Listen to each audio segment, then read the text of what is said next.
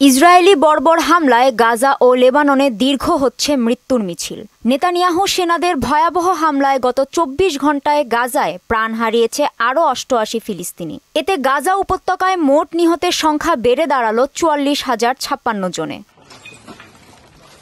এদিকে লেবাননেও থেমে নেই বর্বরতা। তাইরে ও বালবেক এলাকায় নির্বিচারে চলছে বোমাবর্ষণ। গত ২৪ ঘণ্টায় সেখানে ৪৪ জনের মৃত্যু হয়েছে। অক্টোবর থেকে এ পর্যন্ত লেবাননে ইসরায়েলি হামলায় নিহত হয়েছে ৩,৫৮৩ জন, আহত ১৪,০০০-এর কাছাকাছি।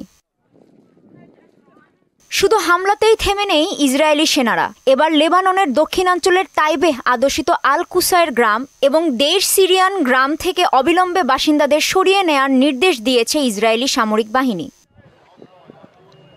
অন্যদিকে ইসরায়েলি নেতাদের জন্য আইসিসি ওয়ারেন্টকে মৌলিকভাবে প্রত্যাখ্যান করার নির্দেশ দিয়েছে হোয়াইট হাউস। হোয়াইট হাউসের মুখপাত্র বলেছেন, বাইডেন প্রশাসন এই ধারণার বিরোধিতা করে এ নির্দেশ দিয়েছে।